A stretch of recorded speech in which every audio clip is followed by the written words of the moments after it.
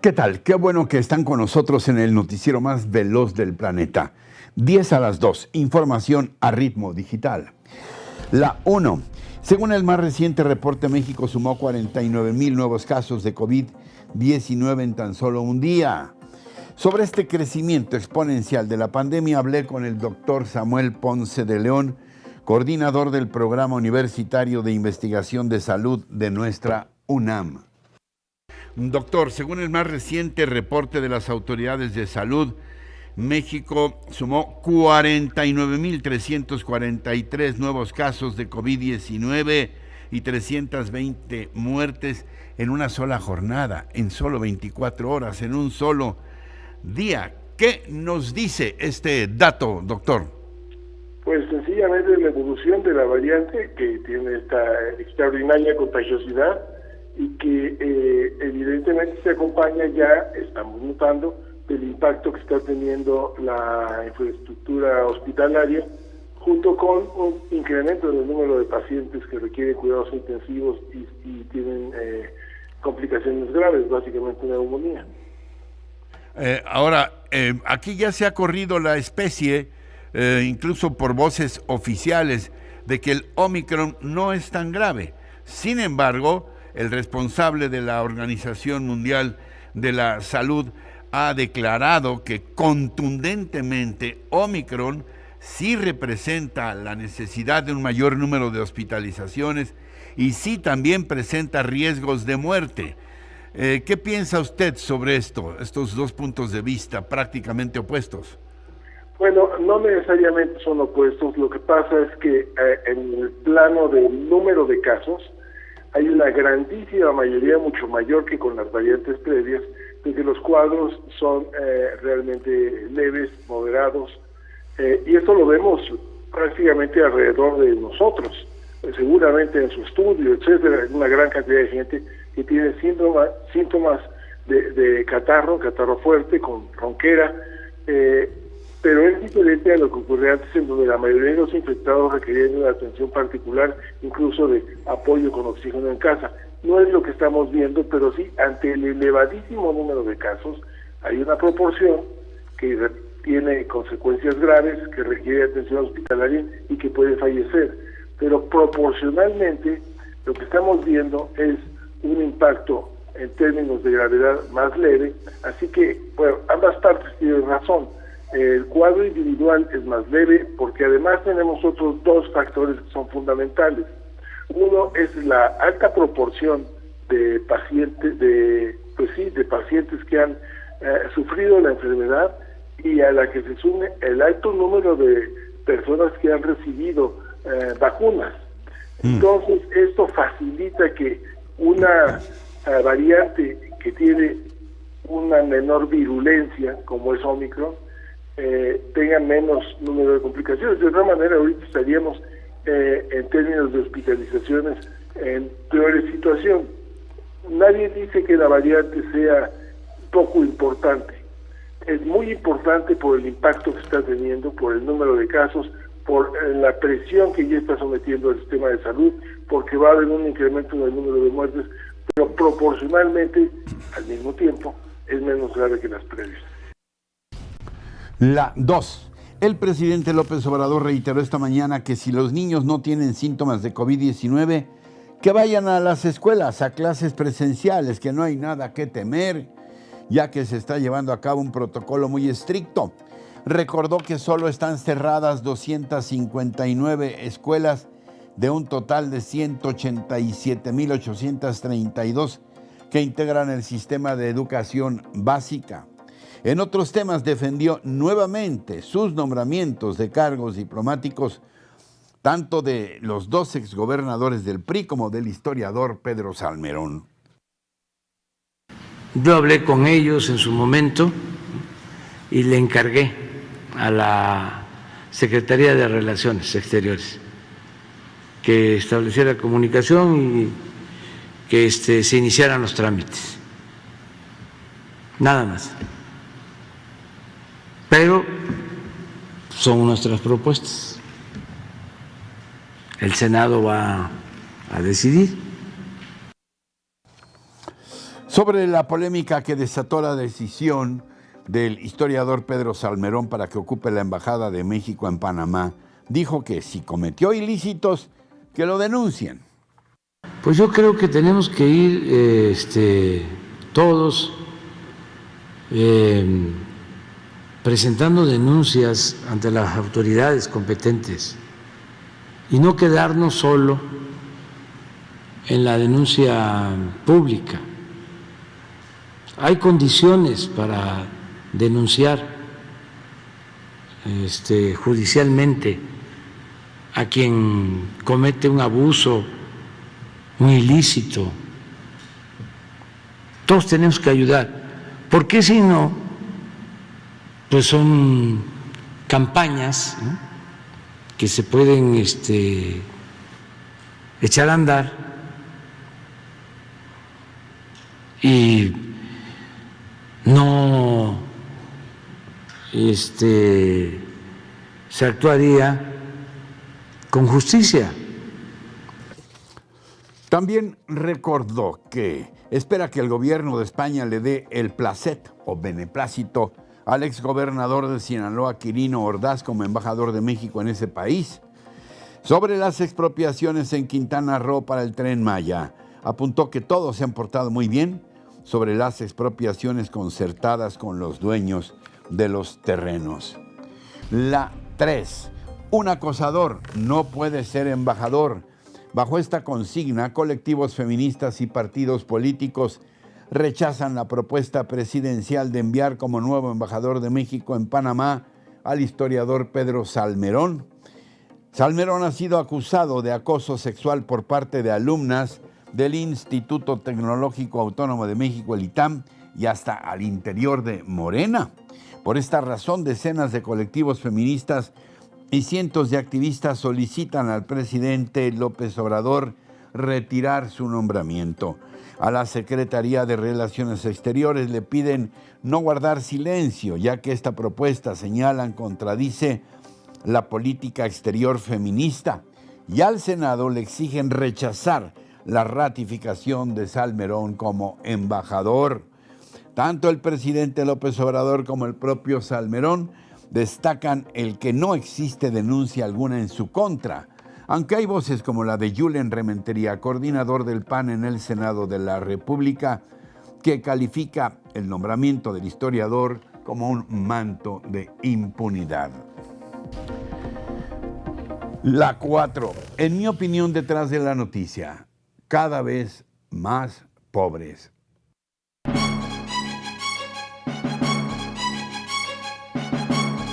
La cabeza de El Universal, apenas antier, es una alerta roja. Solo los ciegos y los convenencieros no la están viendo. Inflación y COVID presionan cifras de pobreza. Y no se trata de una visión pesimista o de un mal augurio. Es una advertencia muy seria del Consejo Nacional de Evaluación de la Política de Desarrollo Social. En su diagnóstico, el Coneval establece que la inflación, que ya supera el 7% y contando, provoque un fatal cruce de variables en el que a millones de mexicanos, aún con ingreso laboral, ya no les alcance para comprar la canasta básica alimentaria, cuyo costo, al cierre del 2021, alcanzó un alza récord de 12%, a lo que se añade el otro factor omnipresente, el de la pandemia, ahora liderada por Omicron. En la misma edición del Universal, se estima que en este mes de enero habrá más de 500,000 nuevos contagios, 24,000 en promedio en los primeros 15 días del año, durante los cuales se rebasó la cifra de 40,000 diarios, la más alta a lo largo de 2 años de una pandemia que crece exponencialmente, amenazando la actividad económica y afectando, como siempre, a los más pobres. En paralelo, el actual gobierno ha destinado la mayor parte de los recursos públicos en sus 4 obras faraónicas, todas con síntomas preocupantes y hasta alarmantes. El corredor transísmico, bajo sospecha de que servirá para el trasiego de drogas del Pacífico al Atlántico. la refinería de Dos Bocas, cuyo costo se ha triplicado sin que se argumenten sus reales beneficios. El aeropuerto Felipe Ángeles, que por su mínima operatividad y máxima distancia, se hace cada día más chiquito. Y el que apunta a ser el gran fracaso del sexenio, el Tren Maya, que nadie pidió, pero cuya terminal principal estará casualmente en Palenque, a unos pocos kilómetros del rancho presidencial. Pero lo más preocupante es la miopía fanática del actual gobierno. Los expertos le dicen que creceremos si acaso al 2% y él insiste en el 4%, y que la inflación llegará hasta el 9%, mientras que la 4T asegura que la bajará a 3%, que los muertos por la pandemia suman ya 500,000 y los criminales de la salud que son solo 300,000. Que todos son signos de alarma, aunque la muñeca del ventrílocuo insiste en que la prioridad son las croquetas de los perros vigilantes del INE. Así las prioridades de quienes nos gobiernan. Hay que rezar.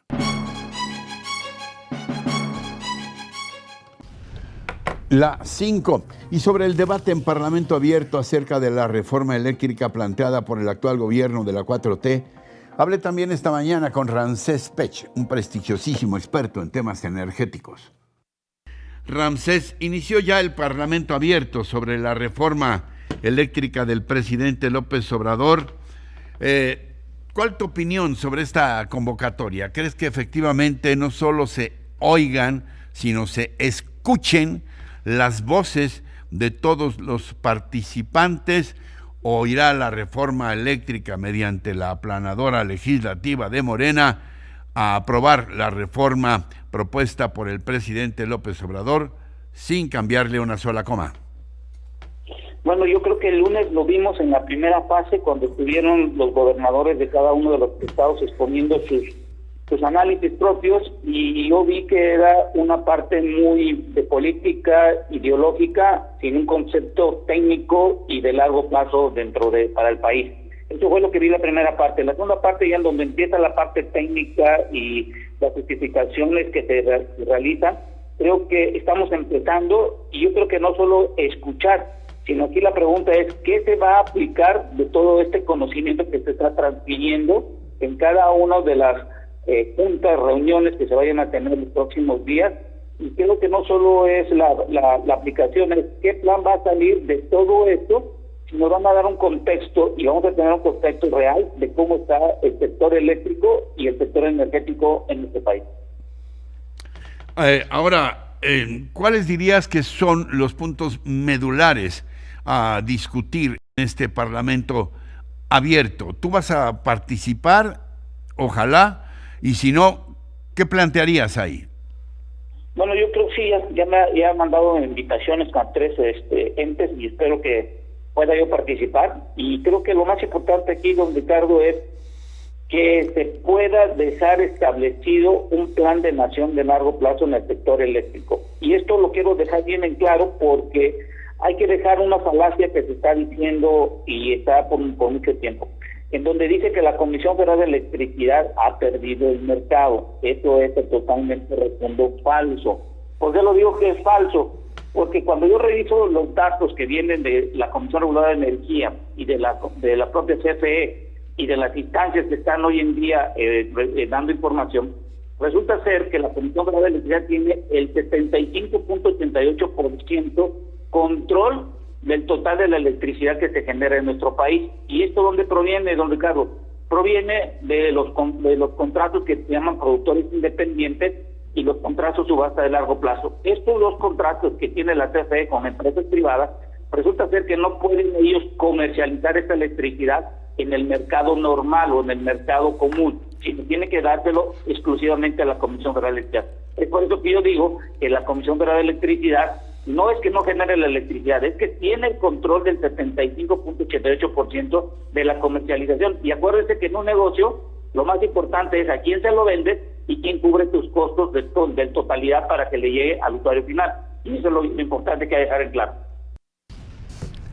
La 6. Y a propósito de la reforma eléctrica que, como acabamos de escuchar, está siendo discutida en estos días en la Cámara de Diputados, pues esta continúa dividiendo opiniones, mientras algunos sectores manifiestan su apoyo a la iniciativa, como en el caso, por supuesto, de los gobernadores emanados de Morena. Hay otros que la cuestionan, como el Instituto Mexicano de Ejecutivos de Finanzas.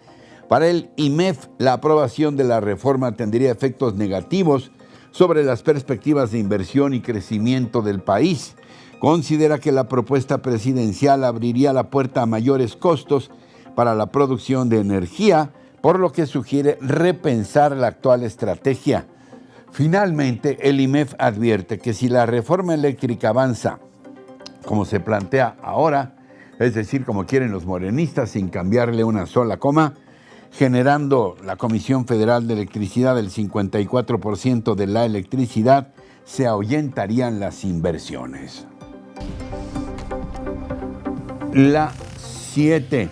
El senador Ricardo Monreal, a propósito de Morena, respondió a sus detractores que sigue siendo el coordinador del grupo parlamentario morenista y afirmó que no es momento de divisiones internas, sino de unidad nacional. No es momento de divisiones internas. El momento es de unidad nacional. Yo creo en eso.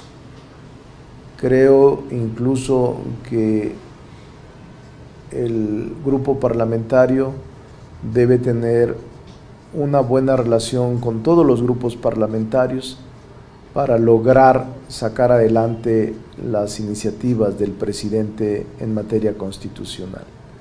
Y mi posición actual, Andrea, soy coordinador. Con eso le contesto todo. Pero soy un ser humano y conozco bien el ritmo de la política. Conozco bien los tiempos de la política y conozco bien de las tormentas de la política. En su primera conferencia de prensa del año indicó también Monreal que ve con mucha claridad lo que está sucediendo en el país y por eso actuará con prudencia, pero con firmeza en sus convicciones, en sus principios y en su propia idea de lo que representa esta transición. Transición destacó que no va a abandonar, por el contrario, insistirá en profundizar en los cambios y transformación de las instituciones de acuerdo a los objetivos de Morena. La 8. El 65.8% de los mexicanos considera insegura la ciudad en la que vive. Ello según la encuesta nacional de seguridad pública urbana publicada este miércoles por el INEGI. Las ciudades más inseguras hasta diciembre del 21 son Fresnillo y Zacatecas en Zacatecas, Ciudad Obregón, Sonora, Naucalpan en el Estado de México, Irapuato, Guanajuato y Uruapan, Michoacán. Las ciudades con menor percepción de inseguridad son San Pedro Garza García y San Nicolás de los Garza en Nuevo León, Piedras Negras, Coahuila, Tampico, Tamaulipas y Puerto Vallarta, Jalisco. Durante diciembre, 70.3% de las mujeres tuvo una percepción de inseguridad, así como el 60.2% de los hombres. 1 de cada 4 hogares tuvo al menos una víctima de robo o extorsión y en casi la mitad declararon haber sufrido un acto de corrupción por parte de las autoridades. Con respecto al acoso personal y la violencia sexual, el 13,5% dijo haber sido víctima de estos delitos. La 9. Este miércoles se cumplen 4 meses de la erupción imponente del volcán Cumbre Vieja en la isla de La Palma, en Islas Canarias, España. Fue el domingo 19 de septiembre cuando el volcán empezó a hacer erupción, destruyendo con los ríos de lava unas 3,000 viviendas de los alrededores. En total resultaron afectadas más de 1,200 hectáreas y 7,000 personas fueron evacuadas de la zona. Se trata de la erupción más larga y destructiva en La Palma, donde todavía no se conoce a ciencia cierta la magnitud de los daños. Lo único que se sabe es que habrán de pasar muchos años más para que los habitantes de esta isla se recuperen del rugido de Cumbre Vieja. Hoy, cuando el volcán parece haber expulsado toda su fuerza, el escenario resulta desolador, como si se tratase de un set de película futurista. A la gente se le pide no acercarse al lugar, ya que todavía hay gases y es necesario medir las emisiones de dióxido de azufre y dióxido de carbono.